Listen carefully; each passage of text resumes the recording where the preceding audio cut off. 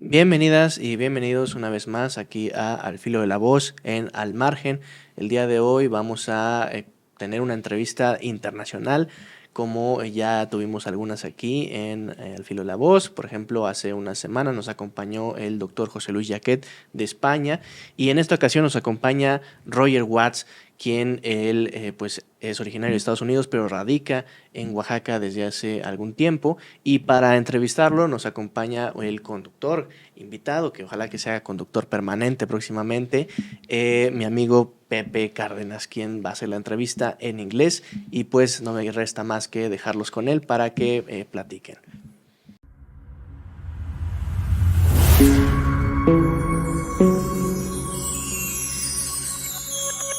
Pues muchísimas gracias, amigo Tony. Así es, en esta ocasión me encargué de traer a esta personalidad muy importante, pero previo a las preguntas también me gustaría recalcarle un poco de todo el trabajo que ha realizado a lo largo de las décadas. Entonces me voy a permitir leer un poco sobre su currículum para darles la experiencia que tanto ha traído y que trae precisamente a este foro. El señor Robert Watts ha realizado ensayos periodísticos sobre política y personalidades de la propia Casa Blanca y el Congreso. Ha colaborado con organizaciones de ayuda comunitaria sin fines de lucro, de las cuales se resalta la American Civil Liberties Union, que por lo que me mencionaba es una asociación no gubernamental en la cual se encarga de asistencia legal sobre casos en la protección constitucional de los ciudadanos norteamericanos, y del cual también ha sido fotografiado para esta, la NAACP y diversas organizaciones de justicia social. Durante más de 5 años fue fotógrafo de referencia de Theater in Round en Minneapolis y realizó fotografías de producción de más de 60 obras de teatro en vivo. Como dato interesante del señor Watts, él me comentó hace mucho tiempo que aprendió todo lo que sabe de fotografía en lecciones que tuvo cuando perteneció en el escuadrón sobre Vietnam, ¿no? Ahí fue cuando él aprendió y se formó en este giro artístico. Y pues sin más, vamos a proceder entonces con las preguntas. Good afternoon, Mr. Roger. It's been a pleasure to get to know you better, and we appreciate that you are here in this podcast to share more about your life, and I mean the insights of your documentary photography. So we bring a couple of questions to get to know your work and to get to know you more better about these insights. The first question might be, how did your learning experience in Vietnam influence your current documentary style? Well, the documentary style takes things as they are. There's not any manipulation of the images at all, and there's very little that I say or do with people, places, things, or situations that I see. I take it as it is, as it stands. There is a real need to have that kind of objectivity, because the viewer who watches these still photographs, they bring a certain mindset to that, and they form their own images in their mind of what they see. So that I'm seeing it from one point of view. They may look at a photograph and see something entirely different. So the idea is to bring only the truth of what is there that's seen, without any manipulation of the film or the camera or anything else. Improvements are made for lighting and sharpness and things like this, but the idea is not to change anything. So Photoshop is something I do not use, because Photoshop would be actually a manipulation of that image. And that's what I learned. I think I learned that the truth will come from photographs that present the reality around it without any interference by the photographer at all. Okay, let's say that most people that see your work come with a specific mindset that they create throughout their experiences. So let's say they are seeing the image, but the experiences and the information they got brings them to have like a certain point of view that may vary from person to another. That's exactly right. I think the project that you first saw on migrants, Personas en Movilidad, these migrants that were coming into Oaxaca at the time provided an opportunity for me to show a side of the migrant community that people are not familiar with seeing. I think many people think of migrants, people from another country that's moving through Oaxaca north up to the border of the United States. They think of them in terms of the sadness, actually, of their life, the circumstances without money, without shelter, without food often. What I did is I made photographs of these families and children particularly that showed them to be uncommonly natural. And there was so much love and concern that they showed one another, and then they showed me just by being willing to be posed and to have sort of photographs taken of their natural life. So there's a lot of happiness in the photographs that I made of this project. A lot of the children playing, a lot of them posing for the camera and being kind of special. They, literally speaking, probably have never had a photographer seek them out to take their picture. Many of them do have phones, and so they use cameras on the phone, but it's probably rare that anybody has really gone out of their way to take a professional picture of them. Yeah, and I would dare say that most photographers that are into this field, they usually tend to portray like a sad image of migrant and migration overall.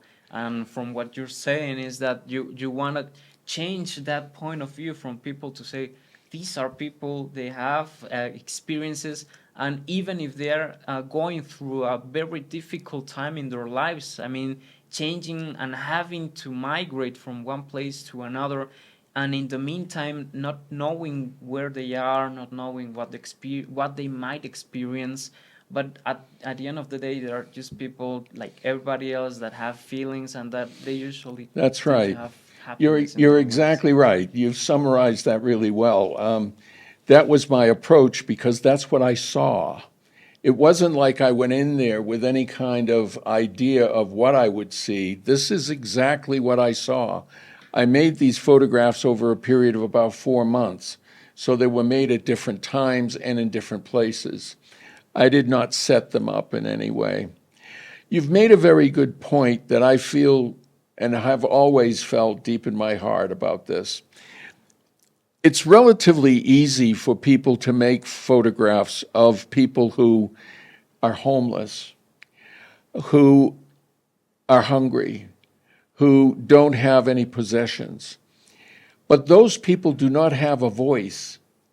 They have images taken of them, but they can't object to it. They're not like everybody else who says, oh no, please don't take my picture.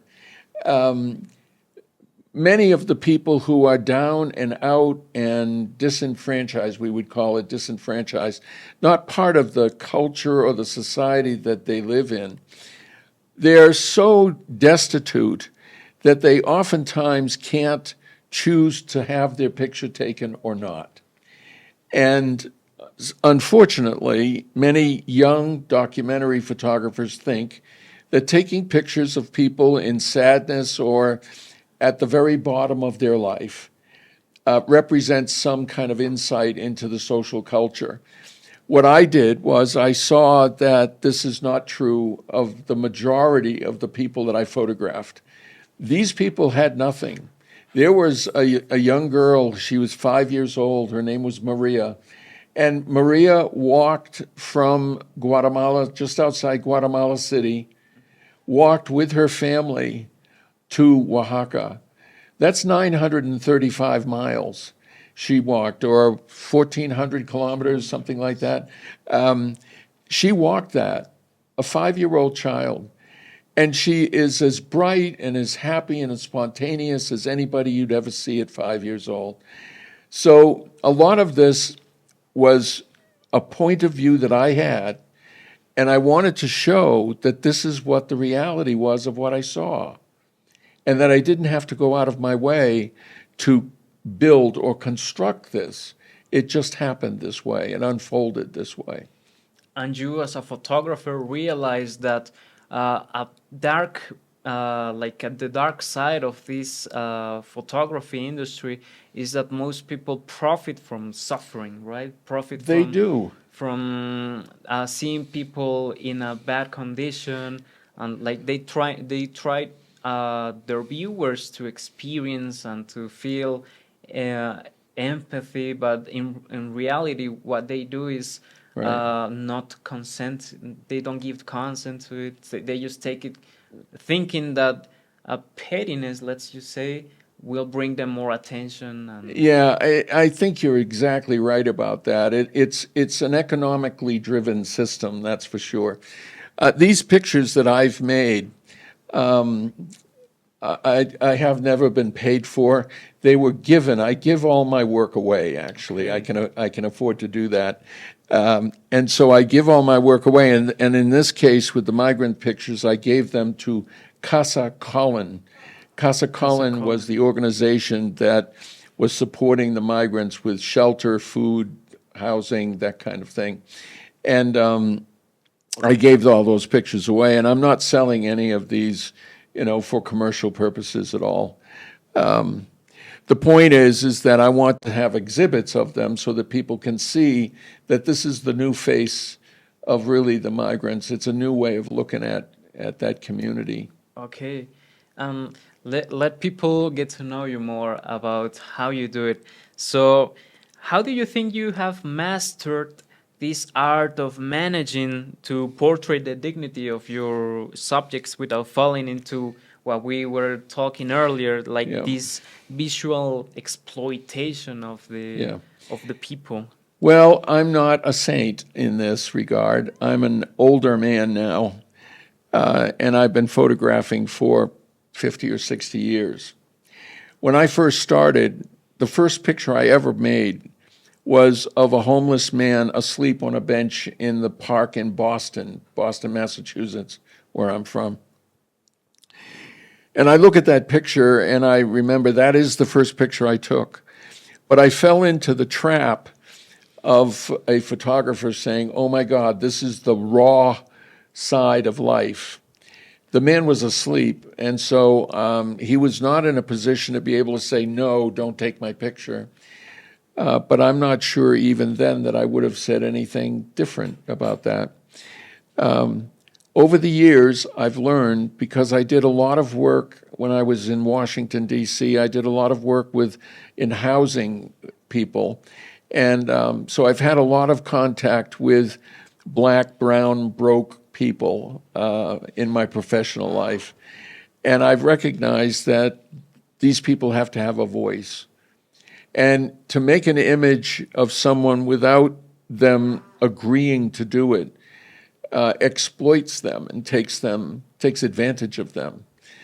My work has always been documentary style work. I worked as a photojournalist for about 12 or 13 years in Washington, and I did assignments, news assignments, feature story assignments, things like that. But my social action photographs have reflected my Buddhist tradition. I'm a practicing Buddhist, Soto Zen, Japanese Buddhist. And part of our responsibility as engaged Buddhists is to look at the world the way it really is and to bear witness to the suffering that some people have without exploiting them. And so there's no commercial action at all in any of the work that I do. As I said, I think that to some extent I have the advantage of being able to do that. But it's also an intentional thing. I do not go out seeking and looking for disadvantaged people. Now, there is an exception to this that I want to mention. Okay. I have a project in the works, and it's been in the works now for about 2 years. It's called Looking Away. Looking Away it's a project that shows how hard it is for every ordinary, normal person to engage with these people who are homeless, hungry, begging on the street, looking for support in some way or another. Plus, there's also a series of images that are part of this in which people, much like yourself or myself, for instance, would be shown in a photograph not really paying attention to another person. How often do you see professional athletes are the worst ones in this? They have someone with a microphone who's standing there asking them questions, and they're out looking at the crowd like this while they're answering the question. They're not even talking to the person that's doing the interviewing. That's called looking away. That is, they don't want to engage in that personal intimacy that comes from looking someone in the eye and talking to them directly about this. Of course, the images are of people stepping over people who are on the sidewalks, of people holding hands up against the images of some people, of people who themselves are kind of exploiting being homeless, and looking away from other people who are homeless and disadvantaged. So this project is a big project, and it's a deep project. It's probably going to take me another year or two to finish the work that I have, because I have a couple of images that I want to see actually happen with this. But anyway, that's a long answer to the idea that we have to have consideration of people, and photographic images freeze the frame. They freeze that person forever, in perpetuity. That person is always in that position, and that may not be the complete person. Mm-hmm. The complete person is someone who experiences all of life's ups and downs, goods and bads, those kinds of things. And some of the images that I've made are happy, showing people very happy. A father with his children, for instance, showing them being very happy. This is not always their life, the way they live it. I mean, this just happens to be one moment where they were showing a great deal of love and affection for one another. But there are times when this man is worried about the future and being able to take care of his family. Exactly. You as a photographer understand that a photography only encapsulates a fraction of their lives. And That's from what I exactly want right. to understand is that you want to give people that don't really get this idea, that a photography, as a fraction of it, you want to change their perspective and saying, okay, but the background is also important. Not only the photography, because the photography often portrays like a small amount of information that might be misleading to them, or that might create like a point of view. So the background is always important, and that's what you're trying to accomplish with this project. I am, and yes, you're exactly right. You have a very good insight into this process that I'm attempting to do. I think that many times we forget that people are multifaceted. We oftentimes make too quick a decision about something or someone. We rely too heavily on our own thoughts. A quotation I saw recently that I really like is, "Don't believe everything you think." It's because people think different things at different times, and sometimes they make judgments based on that thinking. So with this project with the migrants, I was trying to show that there's another side to this that is often not seen or appreciated, and that's what I wanted to show. Okay, excellent. So before you show us your pictures, let us walk through your journey as a photographer. You've been in this field for decades, you mentioned, right? Well, it's not been a complete episode. I started photographing when I was in college, when I was a freshman in undergraduate college with a friend of mine. He and I would go out to different places and take some photographs. One trip that we took to Boston resulted in the photograph that I mentioned earlier. I took some weddings. I did wedding photography for a while through a small studio. I was just one photographer there, and he would give me an assignment to go photograph the wedding, and I would go and make the pictures of that wedding.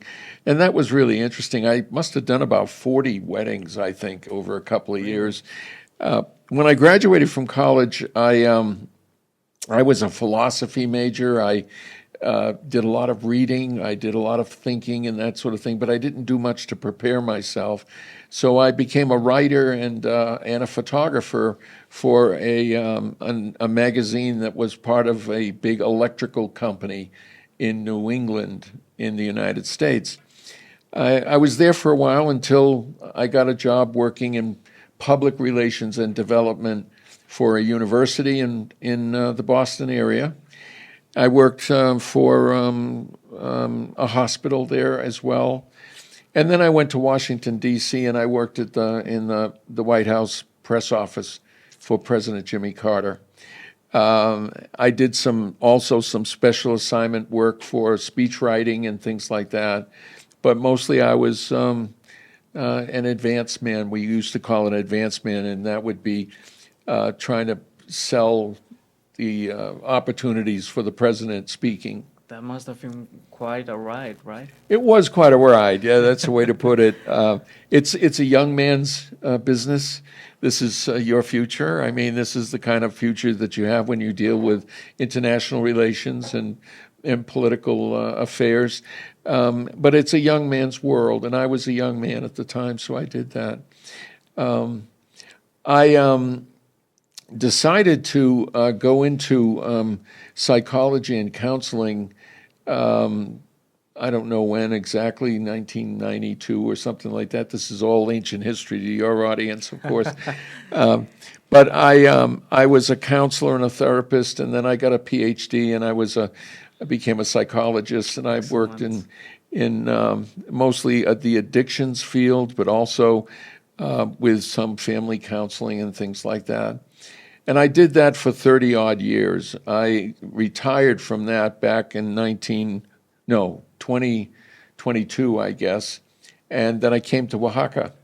I've been in Oaxaca since then, actually since 21, and my wife and I live here now permanently, and love it. This is my home, and I tremendously appreciate the culture and the entire atmosphere of Oaxaca.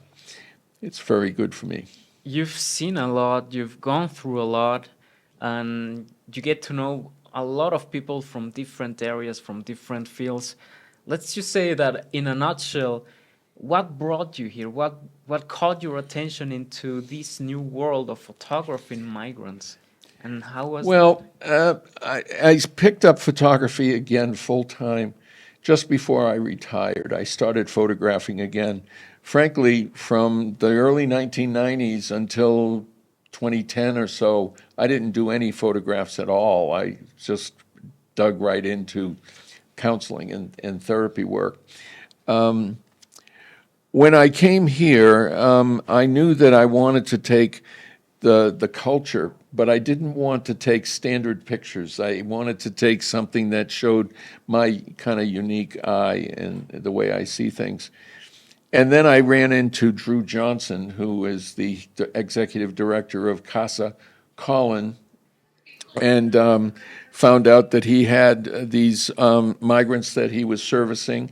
I asked if I could photograph them because he needed photographs for some of the work that he was doing.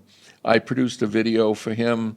He uses that as a fundraising tool and also a way to attract volunteers. I gave him all these photographs that he uses. Most of these, every single one of the people who I photographed they got their photograph from me. So I would photograph someone, and I would make sure that the next day I would come by and I'd have a photograph to give them of themselves. So I did that, and I started the Looking Away project at about the same time. I've got another project on murals of Oaxaca that I'm only interested in indigenous murals, old and indigenous murals, not commercial murals at all. But I'm enthralled by the fact that the city decorates itself, really. This may be a little controversial, but it even decorates themselves with graffiti. And I believe strongly in graffiti in the sense, I'm not trying to promote it necessarily, but it's a way of expressing a point of view for people who don't have another voice. They don't have another method to do that. And so they put it on the wall. And there's a famous song by Paul Simon that has a lyric that says, "The words of the prophets are painted on the subway walls." And that's what this basically is a lot of the work here of the graffiti is a political, social point of view. And I think that those people have a voice through that. But I'm interested in murals because that's an art form that the artists of Oaxaca have chosen to decorate, and it's in the great traditions of Tamayo and Toledo and some of the other fabulous muralists that have existed here in Mexico for years. So I have that project going on as well. Excellent. And okay, so do you like to share your? Yes, I'll show you this. This photograph I brought this along because it typically illustrates a point of view that I've been expressing, and I have several of these types of photographs. This is Manuel. His name is Manuel. His daughter is Elizabeth, and Hugo is his son, and they love him very, very much. And I was photographing him, and they ran along, and they came along, and they grabbed him, and they gave him kisses and everything. And Elizabeth is dressed in some costume, some kind of rabbit costume, but it's kind of funny they were playing. And this is the way it is. He enjoys the love and the care of his kids. His family is so important to him.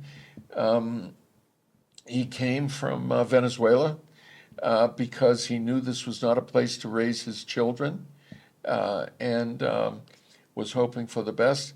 It wasn't maybe 2 days after I made this picture that he disappeared with his family. They moved north. Okay. They just kept moving, and I haven't seen him since. But I gave him a couple of pictures for the kids as well. So, but that's a pretty typical photograph of the kind that I have made. Another is of the children themselves. One of the things that I found that is most striking is the kids and how resilient they are. So this is a picture that is, it shows many different things. This girl here, Isabella, she is the organizer of what you're seeing here. Her job from her mother was to watch her son, her brother, who had fallen asleep, taking a nap, and she was supposed to watch him. Mm. So she was watching him, but she also wanted to play with her friends. And so she got the friends together on a coloring exercise, and a couple of other kids came along that are a little younger that don't even belong to her family. And this is the kind of thing they said. They're every day doing something that is purely normal for children to be doing. It doesn't make any difference what their circumstances are, who they are, or anything. They're just normal kids. And I really love them a lot. These kids never had their pictures taken before, and so each one of them got a picture of themselves. doing this kind of thing. And I think you did a great job taking a photo of the essence of what the kids are. Children are children, no matter where and what the conditions they are. That's right. The first thing they might be thinking about in the first moment is just to be joyful with the friends, to have a great time. Yes. No matter like the situation their parents or they themselves are facing, right? Yes. And I think that's like Right. the perfect portraying of that idea. Well, they know what's at stake. They know they had to leave their home. They had to leave their friends. They had left their school. They had to move with their family because their family said, we need to move. And so they are making the best of that difficult situation. And they have to do it at a very young age. I mean, these kids are 6, 8 years old, sometimes 4, 5, maybe. And they're doing the best job that they possibly can. The supplies come from volunteers who have given coloring crayons, coloring books, things like that. And the kids need all of that. And this right here, this young girl was wearing these sandals. These were contributions also, because one of the things that they most desperately need are shoes. It's really amazing because they walk so much. But anyway, this is fairly typical of what those kids are doing on a daily basis. Excellent. Yeah. What would you say it's like the most difficult or the most let's just say an experience with them that was like the most important and meaningful to you? Was there like a story? It was every day that I showed up there, the kids would see me and they would just run towards me. Now, you got to understand, I don't necessarily look like an inviting guy to a young kid. I'm a big guy with a beard, and then I'm gringo and that kind of thing. It's to have these children rush at me because they knew I had the pictures that they were going to get and pass out to their family. And they also knew that I would be taking more pictures of them. So they would just push one another around to get me to photograph them. So it was just, one of the most enjoyable parts of this was to see the response that the kids had to having the fun of having their picture taken. And then the parents having that kind of gift of a picture of their child or their children engaged with other kids. I'd say that was easily the most heartwarming part of this. Photographers stand on the sidelines of life usually. We observe, we watch, we look for the unusual angle, the things that other people might not ordinarily see. So we're always looking, but we're always sort of on the other side of that camera, that lens. And to have the kids react this strongly is a real testament to the fact that we're recording their life. And in a way, though, that's not sad, it's not depressing, it's not in any way indicative of the way people want to be treated. And they have had a hard time here in Oaxaca. I must say, so for instance, many migrants are no longer coming through Oaxaca now because the United States has closed off its border. And there's no reason for migrants to move from Guatemala, Honduras, El Salvador, or South America. So there are no migrants moving through the city anymore. And Drew Johnson at Casa Colin has had to make the hard decision to stop services as of the end of September. Okay. So these people will not, or these people had services, excuse me, but the ones to come next won't. That's gotta be one hell of a decision to make. It's a tough decision to make, yeah. Yeah, I'm very disappointed in that, actually. I hate to see something closed down that is so valuable. There are still many migrants in the city. Yeah. And let's just talk about the media as well. What's your opinion on how they portray the everyday life of a migrant or the phenomenon as a whole of migration? I'm not really in a position to judge those kinds of things. I'll just let you know that these photographs were mostly made at Park Morelos. And that's because that was the park where most of them settled. It was close to Soriano's. It was not far from the bus station, I guess, and that sort of thing.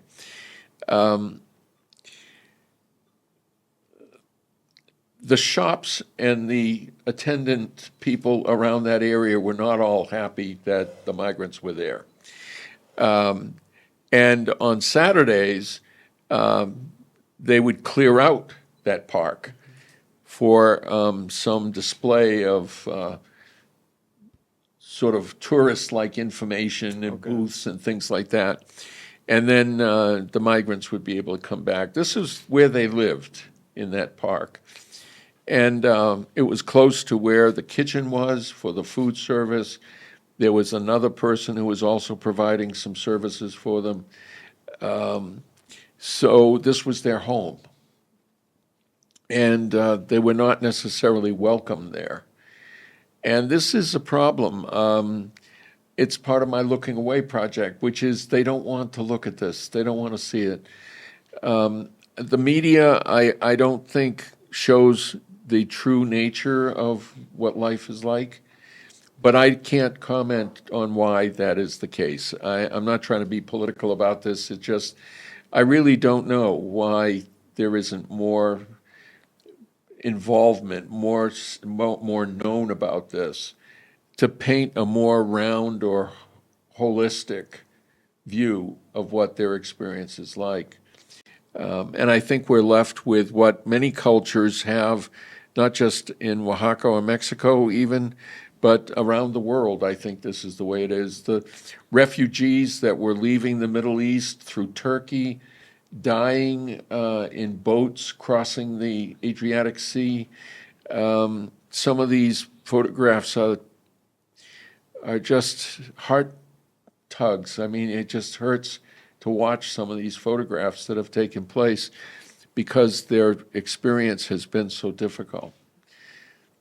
And the migrants that may be coming if and when the border opens again, I mean, they will be coming through Oaxaca again. It's the first city that they tend to hit after the Darien Gap. I mean, they don't go to Guatemala, they go up around the Istmo, and then into Oaxaca. And I think that we'll probably see more as time goes on. Okay. And I mean, we were talking earlier about the heartwarming experiences and photos. What would be the broken experiences, like something you will always remember for being a bit tragic in general? Well, I see it every day. We all see it every day. I think I have a hard time because I cannot understand how in a world that has got so many resources, that is so wealthy in so many different ways, how we have polarized ourselves into rich countries and poor countries, how someone like the world's kitchen chef Andres, he can go around the world and feed people, for instance, who that country doesn't provide any assistance for. Sudan is a very good example of that. I don't understand how that happens. I don't understand how people can't understand the moral sort of requirement for us to take care of one another. and that when we have resources, that those resources can be used, not all of them, but some of them can be used because some people have nothing. Some people have no opportunity to earn more money to have something. There's an aspiration for people to be in a comfortable life, but not everybody's going to reach that. What I don't understand is how it is that we have, as 7 billion people have somehow come to the conclusion that it's okay for a certain percentage of the people to die. Every 55 seconds, another child dies of hunger in this world. That's unnecessary. It's Illogical. It's wrong. It's just plain and simply, it's wrong that happens. And I don't understand how that happens. I've gotten to be an old man who doesn't understand some of the central parts of what it's like to be, a human being. And that's the thing that I most often see in my daily life is that need. And it's not being met, and I don't know exactly why. It's a topic that needs to be addressed more and more. And I believe that consciousness is like the first step into people realizing that that's a real problem, right? So I got to know you on that environment because we work close on a project about migration. But for the people and the viewers that are watching and will be watching this episode, what's your what are your following steps into trying to give consciousness about this? Are you planning on perhaps collaborating with a non-governmental organization here in Oaxaca? Well, Besides, I would like to do that. I'm not exactly sure what organizations are taking the lead in that particular area. What I'm going to do is I'm going to try to get universities interested. Library systems are maybe interested in displaying the work and putting out the story of this being a certain slice of the life of migrants. So I'm spending a lot of time actually doing that. I do intend to work more closely with people who are trying to help people for this Looking Away project. In other words, I want to be able to make more photographs, but at the same time, I have to watch, like we've been talking here, this delicate balance that I have to make between not showing them for exploiting these people, but showing how some people have decided to not pay any attention to this at all. And I hope to be able to do that. I did some work in the United States. There's an organization called Disability Rights International, and they are in Washington, D.C., and they came to Oaxaca about 3 years ago to do some investigations about orphanages and things. And there are United Nations standards for child's safety and protection. And this organization, Disability Rights International, was doing a look at, an investigation of, and I did the photography to show that. That's a little difficult, too, because those organizations didn't necessarily want to have photographs made of them. So I had to work kind of closely with the team to make sure that we could get them. I would like to do more of that work. And I don't know when Disability Rights is going to be coming back to Oaxaca, but they say they will be for a couple of other projects. So I'm looking forward to that as well. excellent. Have you faced any sort of criticism from different people that may say, like, okay, there's a foreigner taking pictures of these rough situations, and perhaps they don't know your background, they don't know what you're trying to display, but they must say, okay, he's one of the many people that wants to profit from the suffering from a third world Right. country, and I mean he's privileged enough to be living here comfortably. What would you say to that? What's your Well, it's not really the right question to ask. Not whether I have the right to take the picture, but why is that person in that situation? That's the right question to ask. Why is it that a society would allow somebody like that to suffer so badly? Why is it that that person has to live on the street? Why is it that the person who may be intoxicated or passed out doesn't have treatment programs to help them with that? Why is it that the government's seemingly powerless over the control of drugs and alcohol in the community? So those are the questions that might be asked. A lot of people will ask questions like, you have no right to take these images. What are you going to do with them? Why would you want to take them? And I have an answer for that, but I think it's the wrong question. And I think we have to face the idea that I wouldn't be doing this work were it not for the fact that these things exist. To help me through this process, because I'm a big gringo. I like make a statement when I walk into certain areas, so I have to be very careful about the position and the way I do this. But I also produced a little booklet. It's a flip kind of book that has some of my photos in it, and it also has in Spanish and English both some translations that explain what I'm doing and why I'm doing it, and that there's no money involved in this or anything else. And I give that to people before I photograph them, so that I say, this is who I am and this is what I'm doing. Would it be okay to photograph? And what is it? Puerto tomate un photo. Okay. And so I get permission in that sense to do that. Then they know why I'm doing it.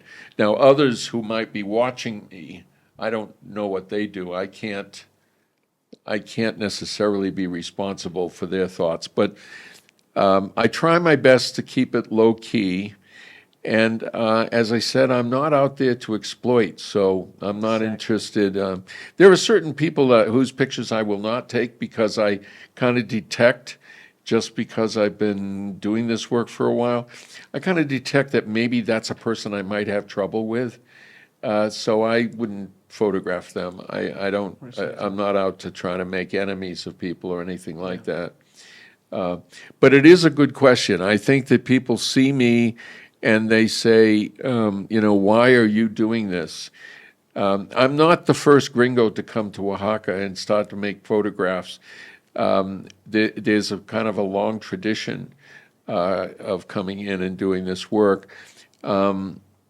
But a lot of those photographers have not chosen to photograph my subject matter as much as they are what I call the postcards of Oaxaca, which is beautiful and it's nice. I'm kind of selfish, Oaxaca is such a nice place. I have a dual mind about whether it's a good idea to promote coming here because the traffic is pretty significant. But anyway, that's what I do. I try to honor a person in their right to be photographed and to say no. Exactly, and most people don't understand that this is like a systematical problem that needs to be addressed from way above the current, from what we currently see. So like there are forces that keep on repeating these let's just say these problems, and people only focus on the small details, right? And they tend to. I just wrote something in Substack. Are you familiar with Substack somewhat? But anyway, it's a blog for writers and photographers. And I just wrote a piece about a very famous photograph that came out a couple of years ago. It was a news photo of a 3-year-old boy who was found drowned in the sand off of Turkey. And a photograph was made of that. And the photographer said that she wanted to make the photograph so that the world would hear his scream. And I think the world did hear his scream, but just looking at this really unfortunate photograph. But the point is, she was very discouraged because she found nothing really changed. I'm familiar with several photographers I'm in touch with, Gene Richards, John Minchio, Betty Stein, a few of these, Susanna. They are photographers who have spent their life making photographs documenting war and disease and death and dying, and they're discouraged now because after all these years, very little has changed. Lindsay Addario from the New York Times was saying in I think it was a podcast where she was saying that 25 years ago, she was at the same places she is today in the Sudan, making the same kind of photographs. And she was saying how discouraging it is that really is what's happening. So I'm not alone in this. It is discouraging, and yet I think we persist. And what I'm doing is I'm taking a different slant on that. You see, realizing that people don't react positively to negative photographs. I'm trying to show that there's another side to this story, and get them to accept that they should look this way. Exactly. Mr. Roger, I believe that your feedback and your insights are super valuable. I also believe that these photos not only capture and immortalize a fraction and a moment that symbolizes a lot, but it also could be a mean to give these people a space to people hear their voices that often go unheard. So Yes. I think that's the most valuable thing from your work, and we really appreciate that you can give us this opportunity to get to know more about how hard and like all the dots that you need to connect in order to make a good job like this. So, Mr. Roger, I really appreciate you Thank you. from being our guest, and I really believe that this podcast will be heard from many, many people. Thank you. I appreciate the opportunity. I'm very grateful to you and everyone here for making this known to people. This is really terrific. Exactly. We will be doing this step by step, but the goal is that people need to know more about this. They need to be more informed, and all the means necessary for that to Right. are really valuable, and we really appreciate it, Mr. Roger. Well, thank you very much for letting me be your guest. I appreciate that. No problem. We will always be grateful.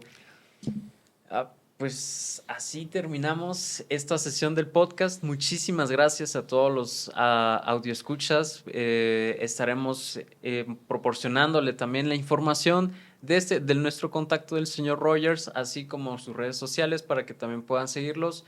Síganos en nuestras cuentas de TikTok, Instagram, todos los medios que sean posibles. Agradecemos mucho este espacio y sin más que agregar, hasta la próxima.